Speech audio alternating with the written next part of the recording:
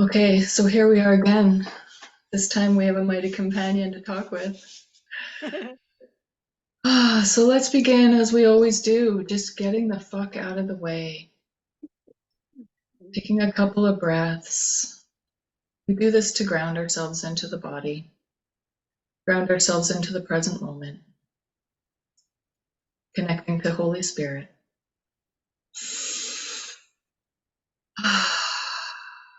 I am here to be truly helpful.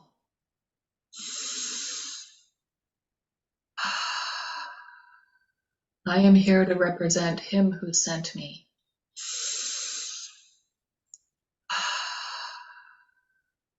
I do not need to worry about what to say or what to do.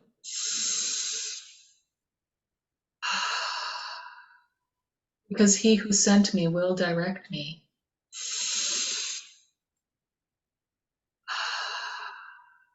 I am content to be wherever He wishes.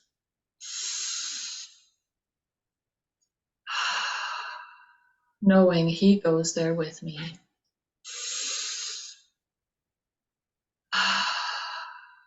I will be healed as I let Him teach me to heal.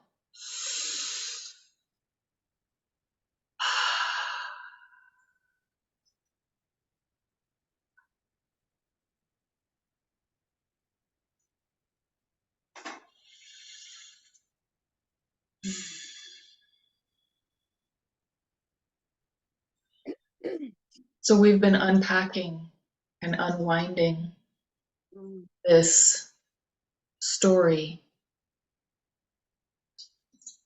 of the ego. And I've been talking about just how insane it gets. And this morning, my ego, my dream character, hit another breaking point in her journey and had a total fucking meltdown. And it's interesting, I was so in it, I couldn't see it.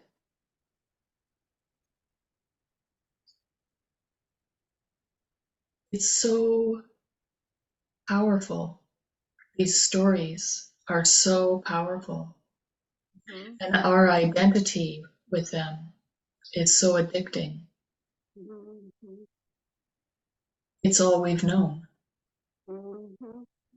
And so this journey of waking up and learning of the decision maker and choosing the right mind, choosing to watch the wrong mind. This is the bucking bronco.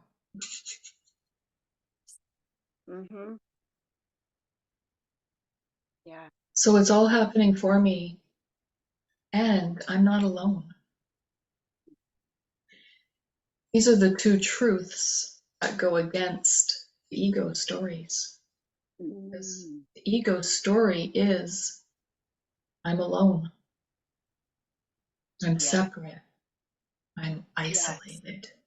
Yes.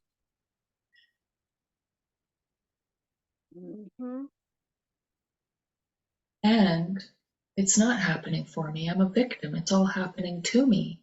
And I'm the innocent victim. And so that's the bucking bronco. Because depending on how old you are when you come into these teachings, I was 45 years old.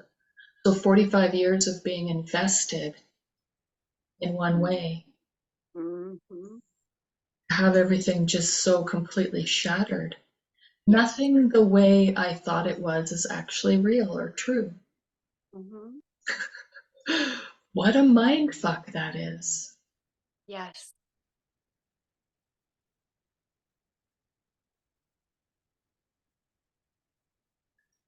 Yeah.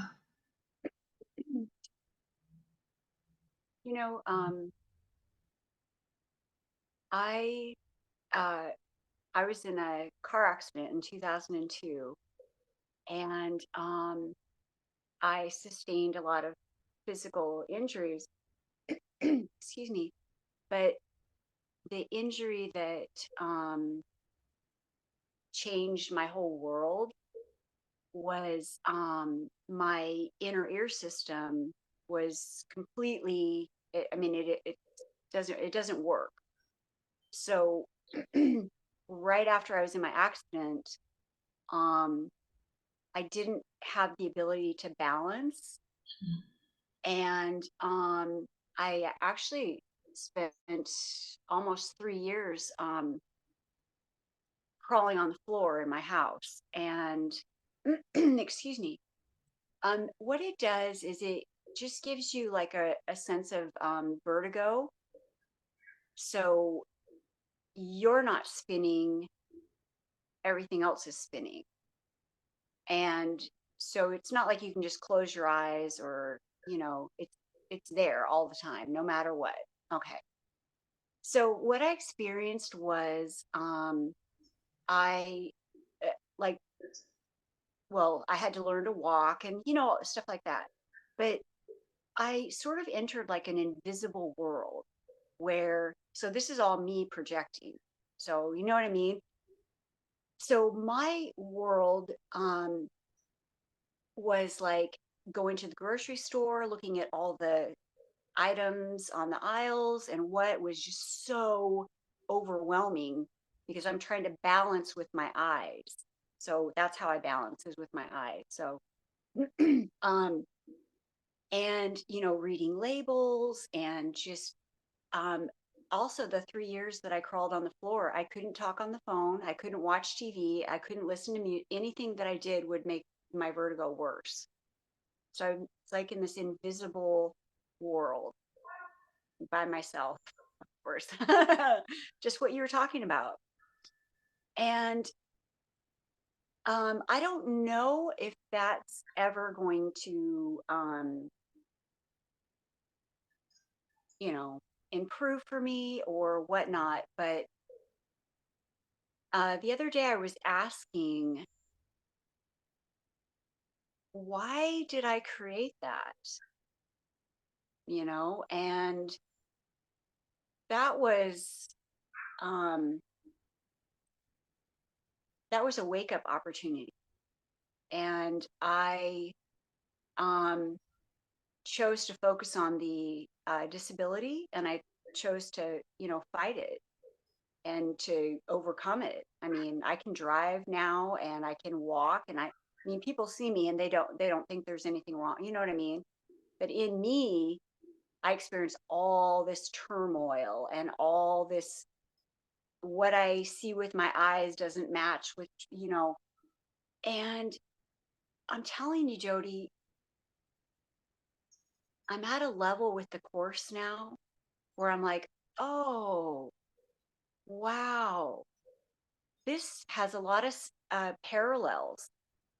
I'm in an invisible world that nobody else, I mean, there's not a lot of course students that you can just go up and be talking about the fact that we're all one and we're projecting this. And so it's sort of like an isolation and an invisibility, and what you're seeing with your eyes isn't matching your experience, and this total disconnect. And I'm like, oh, I know this feeling. I do. But it's not a disability, it's a course in miracles, you know? Like, who am I? Where am I? What's going on? Oh my God, everything's, and so I have a lot of practice. What does Ken Wapnick say? Act normal. I have a lot of practice acting normal, a lot. And I can see the wisdom in that. And the thought occurred to me, you know, um, all that confusion and feeling disorientated and isolated, and like my reality wasn't everybody else's reality is, it's not exactly the same as the course. You know, the course gives me comfort. That whole situation did not give me comfort at all. So, I mean, I'm not comparing it like that, but I'm just saying that it just, and I have never actually unpacked that or thought about it or thought, or even acknowledged that I projected all of that, you know? Um, excuse me. I was talking to one of the surgeons that did some unsuccessful inner ear surgeries on me. And excuse me, I asked him, I go, well, why haven't I heard of this before? Why? There's no information. There's no, why isn't there more people like talking about this condition or what they've done to, and he was like, he looked at me and I really appreciated his honesty. And he said, Marcy, do you really want to know? And of course, I do. I want to know. Like, God, I want to know. Look at me. I'm studying A Course in Miracles. I fucking want to know. Right. So he goes, pretty much like 99, and he was the only surgeon that kind of dealt with these conditions. Not very many surgeons did it or anything.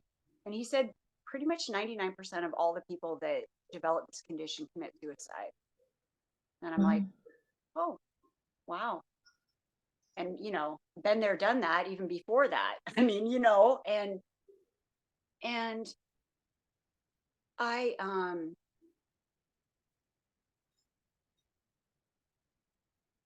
I now look at it like, I'm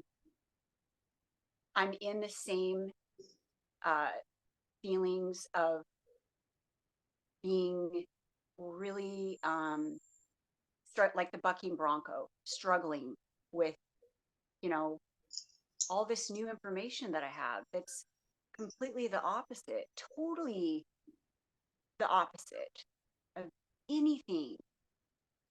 And I'm like, you know what? I am so grateful to actually be able to talk to you and to other people that are studying. You said our mighty companions. It's like, um, so I think what I'm trying to say is I've had an experience that was really, really isolating and really, really, it affected everything, every aspect of my life. And there was no one to talk to.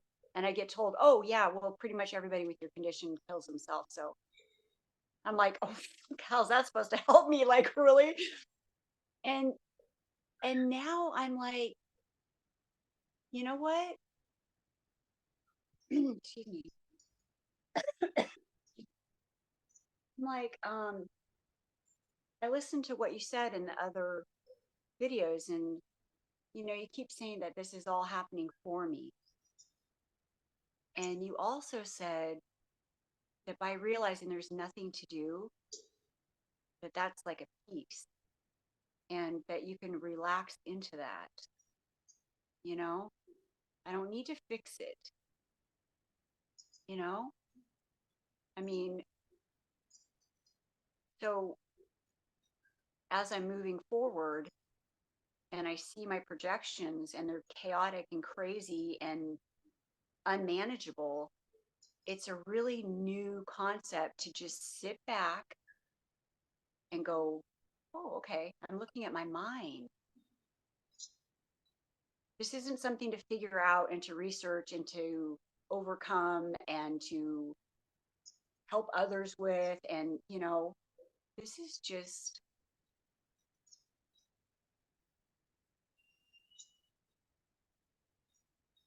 this is me owning it,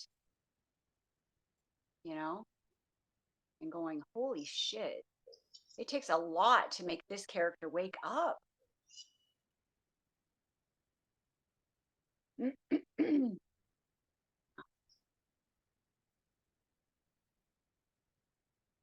It does take a lot. And it's such an intense process. That's why we have to do it in these baby steps, right? We get these little glimpses. We get a little glimpse, a little glimpse, a little glimpse, a little glimpse. Because it literally, this course, these teachings, flip your world upside down. I mean, it's right side up. It actually flips it right side up. Right. But according to the ego, which is what we've been so identified with, it's completely upside down and backwards to the ego. This perception versus truth. Mhm. Yeah. Yeah. And so when you're looking at it now, Marcy, can you see, like, are you saying that you're starting to really put the dots together and see the insanity of the ego thought system? Yes. Absolutely. Yes. And for someone who's been a lifelong victim, lifelong, starting from birth, I mean, I was given up at birth. My mom found out, my birth mother found out she was pregnant. And so she uh, had her sister put her vehicle into neutral and pushed it up a hill to encourage a miscarriage. And so I was a twin, and my twin died. And then I was adopted. So I apparently right from the get-go wanted to like really get into this victim, like, and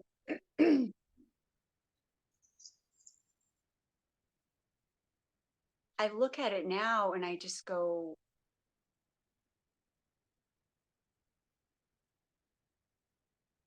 wow. I mean, like, it's not like I grew up and started off my life taking responsibility and then developed a victimhood role. I like literally was born into quote unquote what I thought was a victim role. I wasn't wanted and she tried to, my twin died and blah blah. And it's like I look at that and the amount of time that I spent like just in the story, you know, grieving my twin, looking for my birth mom, trying to find, trying to, and it was all me. It was, uh, I made this. I rolled out the red carpet and now I'm walking on it going, what the hell? I didn't want red. Oh, yeah, you did. You fucking rolled it out. Right. Excuse my mouth. But I mean, it's like, I can't, the details in the setup that are so personal to you, that are exactly what's just gonna are flabbergasting. Like, oh my God. Yeah.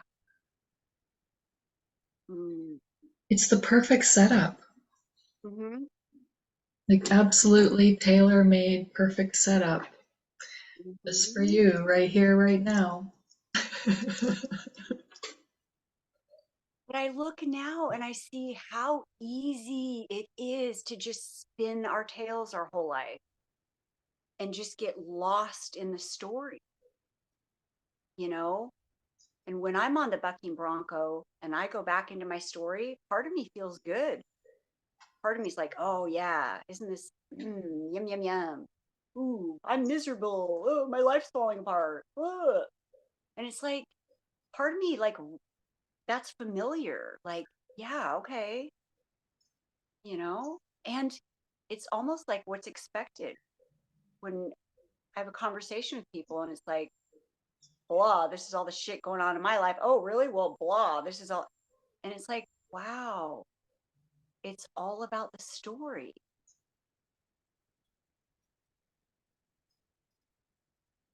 Extracting myself from the story is um like having my vertigo, it's like, whoa. I don't have any experience with it. I'm not practiced. I'm just, and then there's nothing to do. And there's nothing to, it's like, welcome to the shit show. There's nothing to do. Yeah. What am I supposed to do with that? Like, I want to do something with it. I want to, you know? Mm, Well, it's interesting the wording of that. yeah, I like to nitpick at things, and I especially good. I like to like that. nitpick at semantics. Good. Do it. So some of the teachers, and I'm sure it's even in the text, there's nothing to do here, right? There's nothing to fix. We say that all the time. I think Keith Kavanaugh says that all the time. Nothing to do here, nothing to fix. Mm-hmm. Yet we are to do something. We are to be the decision maker. We are to identify as the decision maker and make a choice. We are to choose again. We are to watch. We are to welcome. We are to choose to watch the right mind or the wrong mind with the wrong mind. We choose to be the decision maker with the right mind, watching the wrong mind. So that is, we are doing something. It's so unfamiliar though. I want to do something that I know how to do, that I feel good about. Like, I can do this and I have confidence. And I'm like, you know, the last thing that I want to do when I feel like everything's falling apart is do something I don't know how to do. And I did something really powerful this morning when I was crumbling and falling apart. I reached out and I asked for help. And that was a big action step, right? So as much as, yes, there's nothing to do here, there's nothing to fix, we're not alone in our struggle. And Yeah. so I did something today and I fixed it by doing Glad. that something, right? And it turns out that the person I called and reached out to, it's like we could have a contest to see who benefited from that the most, because it's mutually beneficial. And I've reached out to others before that, like one of my big stories that I keep going back to is feeling like such a burden. So I Oh, don't reach out because I feel like such a burden and I don't want to bother people and, la, la, la. And so I've had people tell me, like, you're not a burden. It helps me just as much when you call me. I love it when you call me. yes. And Yes. and so it's like it's mutually beneficial because you have an ego too. So whatever I'm going through can be relatable. A lot of Yeah. us carry, it's all the same story, right? It's the story of victimhood. It's the Mm-hmm. story of separation. Where's my little note? The ego is alone. It's terrified. It's self-loathing. It's guilty. It's judgmental, and it's in a constant state of attack. So those are all stories. Anytime I go into my I'm so alone, I'm so isolated story, red flag in my ego. And you have one too, right? So my form may be different. Maybe you're not going through perimenopause and you don't have trauma with your boyfriend, your ex-boyfriend, and your mother in this apartment, but you've got the same themes underlying Mm-hmm. all of your personal stories. It's the Yeah. same ego story of being alone and being terrified and Yes. self-loathing and blah, blah, Yeah. blah. So as I reach out and say help, as long as I do this to the right person, right? Because the road to hell is paved with good intentions. So if I call somebody who's not on the same level as I am, say I call my psychiatrist, if I still had one, right? Like I used to have a psychiatrist and I used to talk about esoteric things with them. Yeah. And it's part of what got me into a lot of trouble with psych meds and being diagnosed, right? So we have to be careful who we reach out to and who we talk to, because those that are fully identified with the ego system will just help you further identify with your ego system. Ego.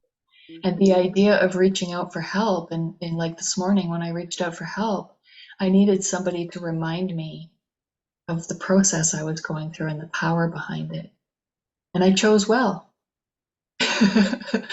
Because So glad. not too long into the conversation, we were laughing hysterically at the fucking ridiculousness of the complete insanity of my personal ego story.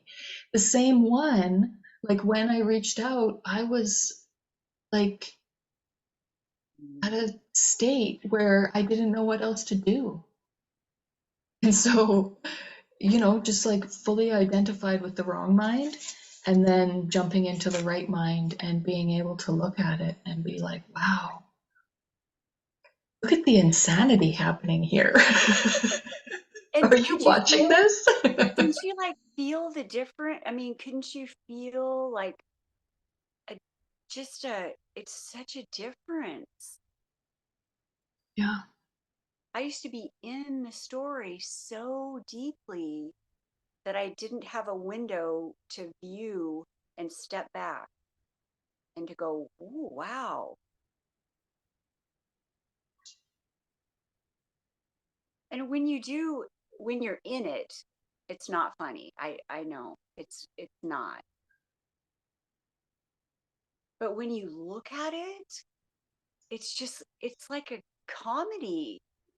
It's like something that it's almost like a slapstick comedy, not just subtle comedy. Slapstick, I mean, oh my God, pies in the face. And I mean, it's like, fuck. I mean, oh,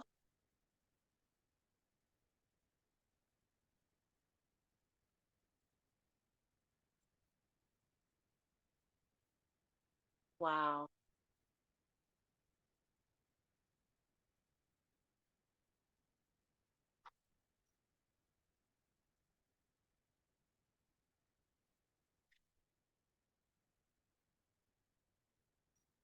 You know,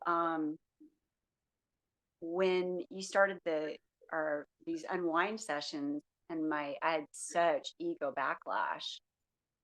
And I was like, I watched myself thinking, oh, well, this isn't just me not being able to go to the meeting. This is a serious problem that I need to deal with.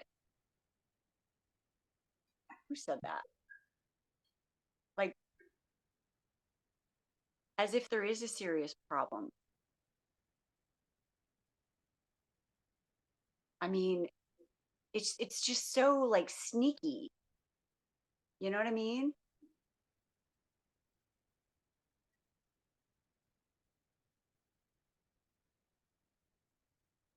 I know you have those problems and you can put those off to the side so you can go to your unwind session. But this problem, this is serious. You need to deal with this. I mean, and yeah, yeah. So, yeah, I missed coming here and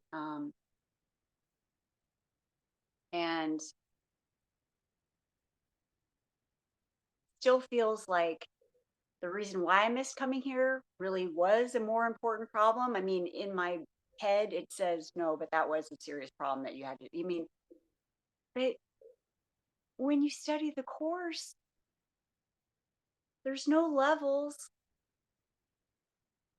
There's no, there's no order and difficulty. I mean, there's just no wiggle room. That's why, for me, with the ego and the ego thought system, the course is so uncomfortable because there is no wiggle room, you know?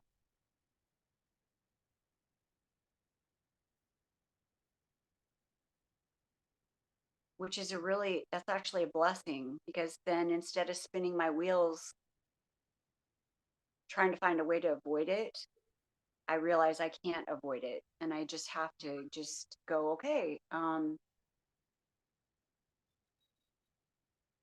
I have to trust.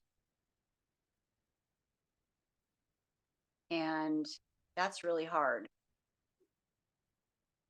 And you're new with the course, and I'm fairly new with the course, but the course came into my life when I was 14. And I knew the first time I touched that book that there was something there. And I read the very beginning, you know, this course, the time you take this course is up to you, but basically you don't have a choice. And I was like, fuck you. Don't tell me what to do. That's what I was like, but I kept the book. That's the book I have.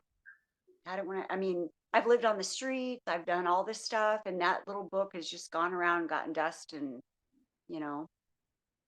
So I guess what I'm trying to say is there is a place in me that knows that this is my path. And so I don't need to struggle with that. I don't need to, and I don't need to like try it out and see if I like it or see if it sticks, or because I feel a lot of the times like I could take one paragraph out of the text and just study it out the rest of my life. And I wouldn't, I'd still be, you know, unwinding. So there's something there for me. I mean, for me personally, so at least I don't have to wonder, am I, no, this is, and it's so fucking uncomfortable that I'm like, why this?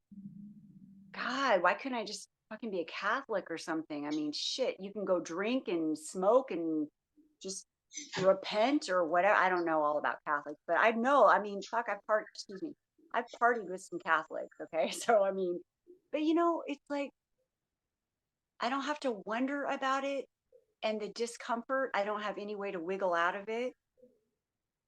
And so here I am, you know? This course will be accepted fully or not at all. Mm. It's in the introduction. And I think, and like I said this in one of the talks when I was just talking to myself, that this course speaks to a certain type of person, a person at a certain place on their journey where they've pretty much exhausted everything. And it's like, nothing fucking works here. I'm so fucking done trying to fix this shit. It's not working. Tried everything, it still doesn't work. And I think like once we get there, we're willing to accept. And it's actually quite liberating to find out, oh, I've made this whole shit show up as a smokescreen to, what is it? Removing the blocks to God's love. That Mm-hmm. which separates us from God is the ego. And so A Course in Miracles gives us practices to remove those blocks. And guess who doesn't like that? The blocks. The blocks, yeah. The one which is blocking us, the ego. Yeah. I think for me, in my life, I've been really accomplished at projecting struggle. And so this idea of doing nothing and unwinding and realizing that there's nothing outside of yourself has been culture shock. I mean, just totally,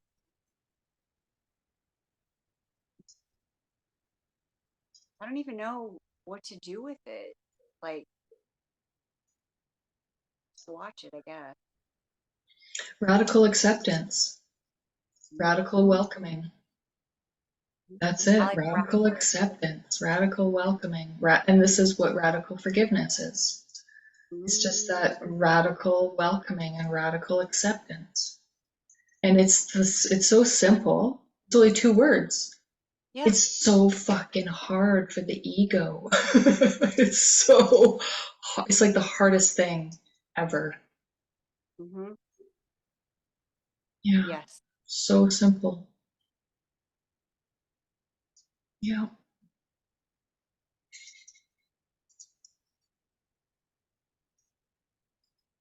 So simple. And it feels so conflictual and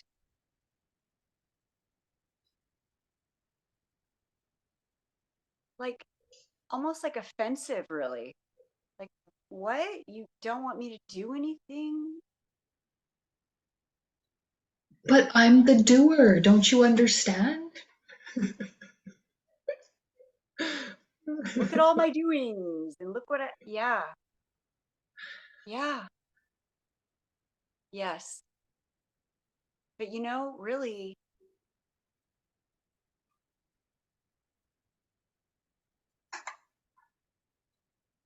it's kind of reminds me of like, I don't know why, like the opposite of amnesia. So, amnesia, you wake up and you forgot who you were. And I feel like I know who I am.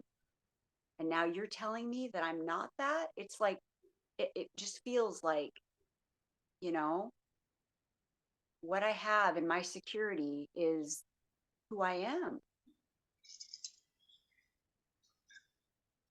And now you're saying, nope, you're not even that. Yep, not it. Nope, that's not it.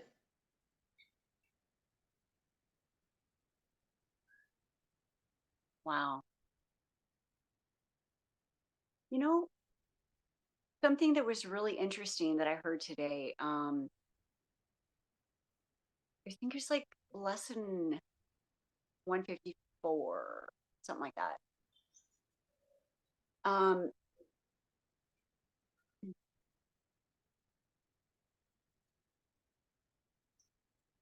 it was talking about that when we become Christ centered and we are interested in joining with people, not in having, these superficial kind of relationships, that everything, okay, when we allow Holy Spirit to move through us, um, and we don't know, what we're going to say or what we're going to do, that takes a lot of trust. Because in my head, I want to know what I'm going to say before I say it, so I can edit it or whatever. But the interesting thing that just hit me was it was talking about how we have everything. We're, we already have everything. And that by joining with other people and by extending that. So, what I need, I've been given, but I don't experience that until I give it. And I might not even know that I'm giving it because if the Holy Spirit's moving through you, you don't know what you said to somebody, how that affected them or how that, And I thought, wow, isn't that beautiful that it's like you're not able to absorb it for yourself until you give it.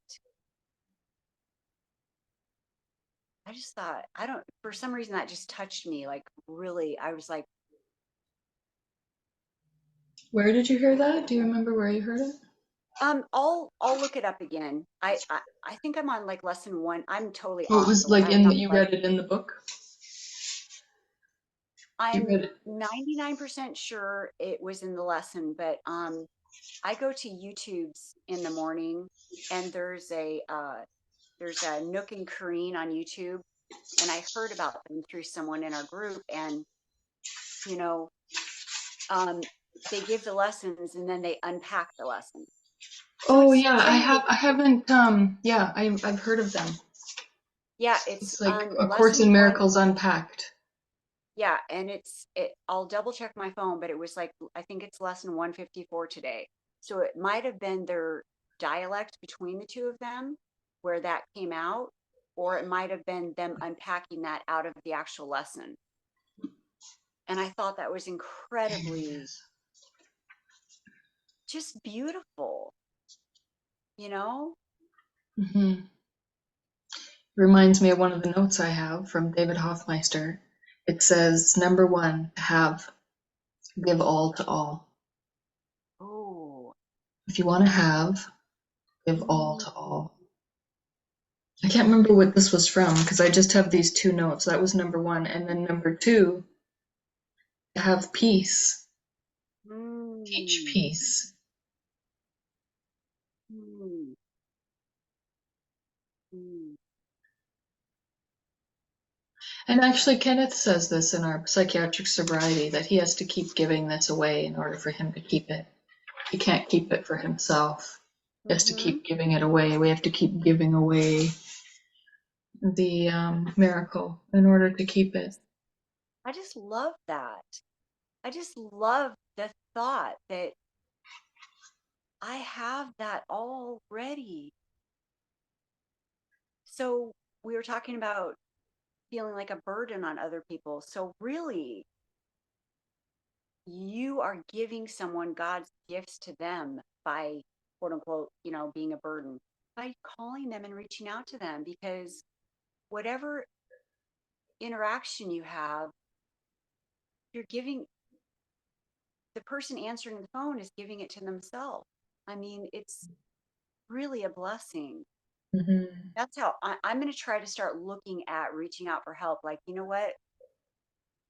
Um, if the other person is available and open to it, and like you said, you choose who you share with. But I thought, no, why don't we start looking at it like we're blessing people Mm. instead of a burden? You're a blessing.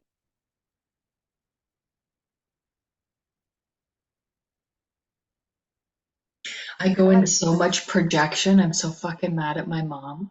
Wouldn't it be nice if my mom had treated me like a blessing instead of a burden? Mm, Wow. mm, Wouldn't that have been nice? yes. Well, coming from a parental figure, that's as a child, that's your whole world. That's your God, you know? Yeah. So I understand that feeling of feeling like you're a burden. But I also hear a lot of people saying that. Like, well, I don't want to bother them and I don't want to. Okay, so isn't that separateness? Yeah. So isn't just playing right back into the ego thought system? Oh, if I can keep Absolutely. these people separate and make them think they're a piece of shit and that they're a burden on each other, then woohoo. Yeah. So it's a celebration that you broke that this morning. Yeah. Good job. Yeah. Thank you. Yeah, it was yeah. It's pretty amazing too how like and there's nothing to fix. So this is why we have to be really careful who we reach out to. Mm, Because if I had called another person at that time and they tried to fix my situation, right? They tried to help me. How disastrous is that? It can be so disastrous. And I've done that too, with my best intentions, thinking I know what's yeah. best for people, thinking that Yes. I know what this is for, right? Mm, Even just thinking that I know what this is for and then acting according to that because I right. don't know what it's for. And so I could be and am most probably completely wrong at what this is for. That's So humbling. the best thing, yeah, like, was anything done to help me other than just to be there with me and to laugh at the ridiculousness of it? Like, that's sometimes the best help is no help. The best response is no response.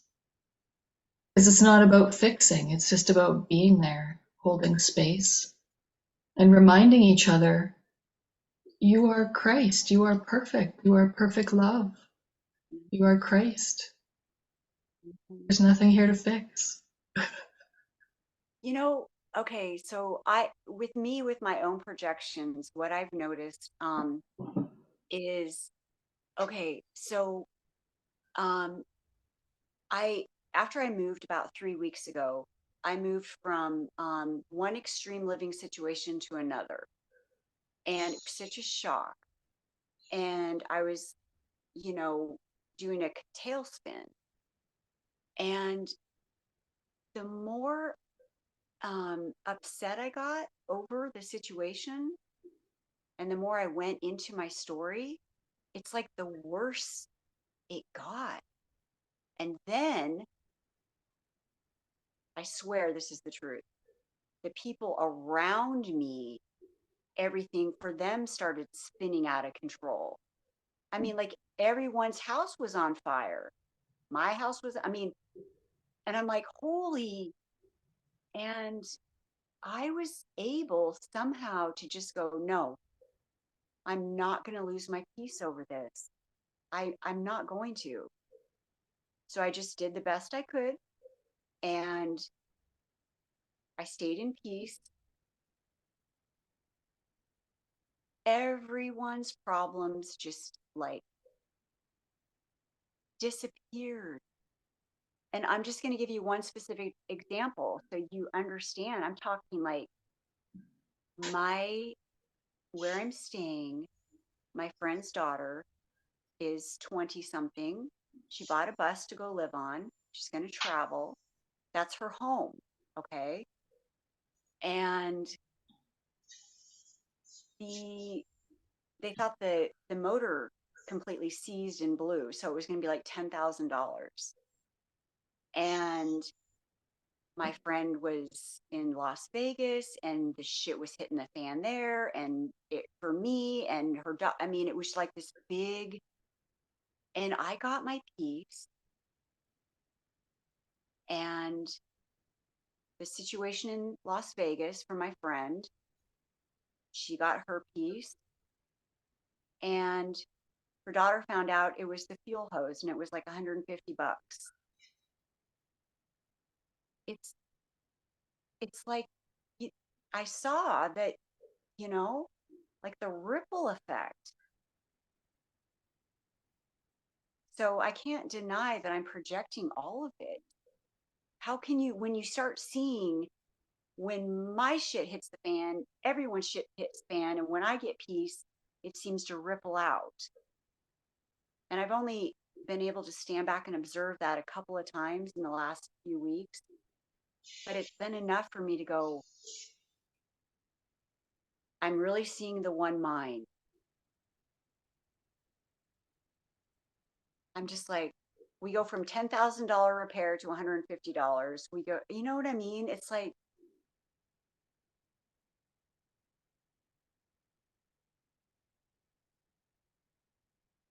yeah.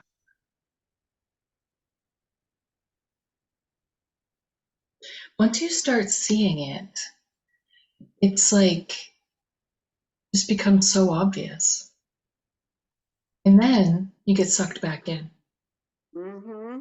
And then you pop back out and you're like, oh, wow, that is so fucking obvious. And then you get sucked back in. And I've been diagnosed bipolar, so I know about that. I mean, you know, it's like, whoa. Yeah, it's a bucking bronco. Yeah, a bucking bronco fighting for its life. Mhm. And we weren't given the manual. Actually, that's not true. The way I just said that, we were given a manual. There's a manual for teachers. We were Mhm. given a text, we were given a workbook, we were given a manual for teachers. We're given a whole system. We're given Mhm. step-by-step instructions and all of the support we could ever hope for. If we just choose again. Yeah. Yes. Something else.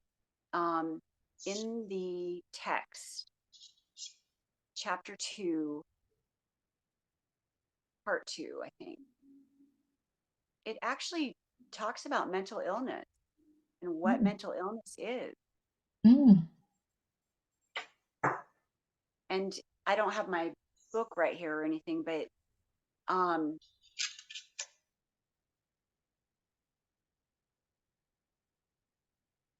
it's part of the ego thought system. It's, you know what I mean? It's like, I think I spent so many years going, there's something wrong with me. And if I could just find the right pill to fix it.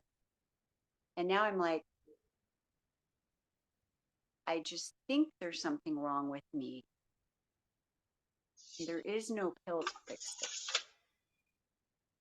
it. And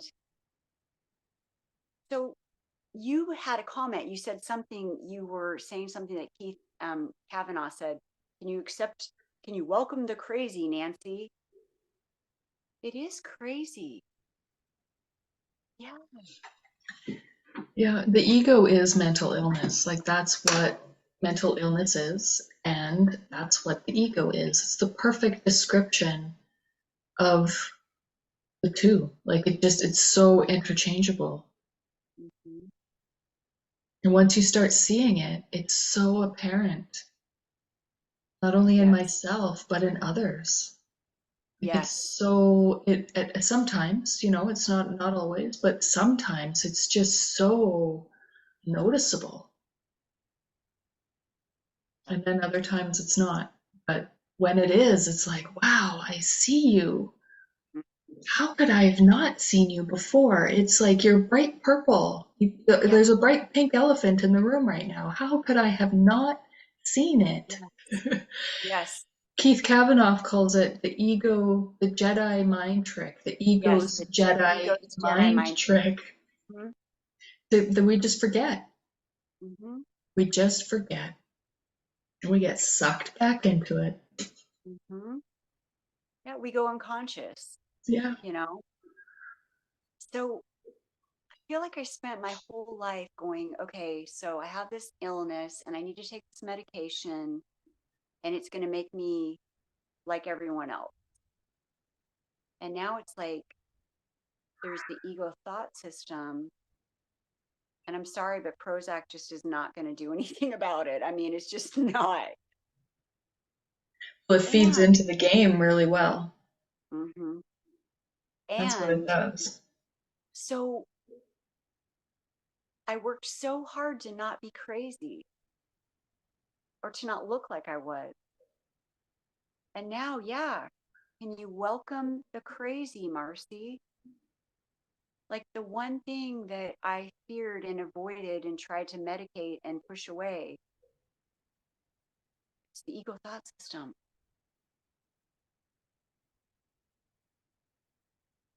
And I feel like as I'm looking at it, I feel like my symptoms are worse. Like I'm, you know, but they're really not. I'm just seeing it now. But you know what? That's really encouraging because whereas before, if I was in the story and I wasn't seeing it, at least now I'm back a couple steps where I can look at it and go, okay, that's what that is.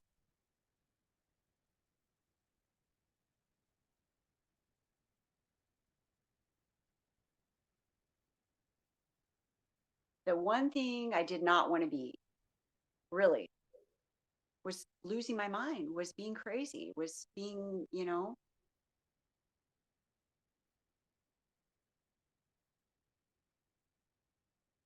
and now I get to embrace it.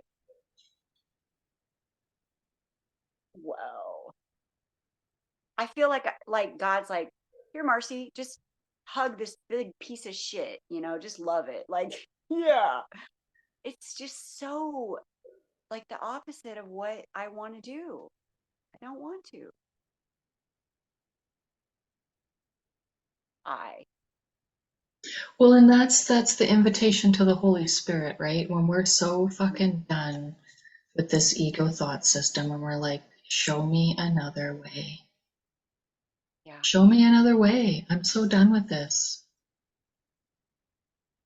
And that's that little willingness. I think Kenneth Wapnick says that. We're just asked for a little willingness to Yes. look at it. Yeah. And if we're not willing, if we're resisting, can we look at that? And we just Yeah. look at it. I don't want to look at it. Well, can you just look at the fact that you don't want to look at it? Yeah. Yeah. Yeah. So these meetings actually, you had mentioned that it's, kind of difficult time wise because, in the middle of the day a little bit and Monday through Friday and all this. And I've had those same feelings. And it's like, so what a perfect opportunity to look at resistance because we don't have anything in our path that's really threatening us. Then we don't have that really good opportunity to really, really look at our resistance and just observe it.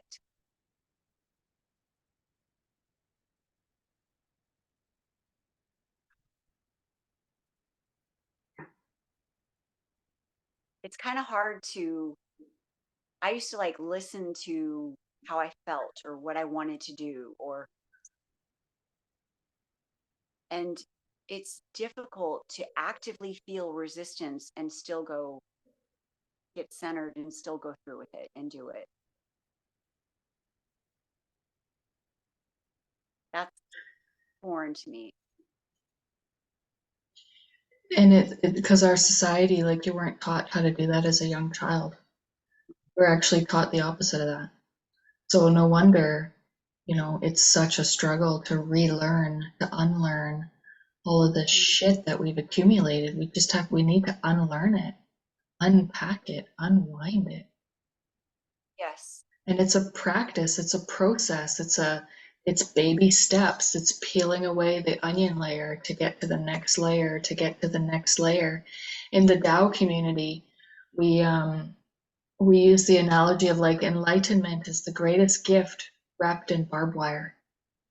You got to get through the shit. You got to go through the barbed wire to get to the enlightenment underneath. It takes work. It's not a free ride. If it was, everyone would be doing it. If this was easy, everyone would be doing it. Right. Yeah. Right. I get it. I understand why people don't want to do it. I do. I get it. And for me, Jody, like, I don't even feel like it's a choice. Uh-oh. Oh no. Oh, your camera went off. Oh, my phone's shutting down. Oh dear. Marcy ran out of batteries on her phone. Hmm, it happens. It's happened to me. We'll give her a few minutes to see if she comes back on. Technically, she's still here. It's fascinating to unwind these stories. And I love how Marcy's story is my story. It's got those slight differences in it, right? Because she's got her personal setup, and I've got my personal setup, and you have your personal setup. But it all has that underlying tone of ego. And that's what A Course in Miracles is. It's unwinding the ego, it's waking up from the dream. And so it's been about an hour. It's been an hour. I'm so grateful to Marcy for showing up. I'm so grateful to myself for showing up. It's not been easy. This journey is not easy. And I continue to choose to do it. Thank you for listening. I love you. See you later.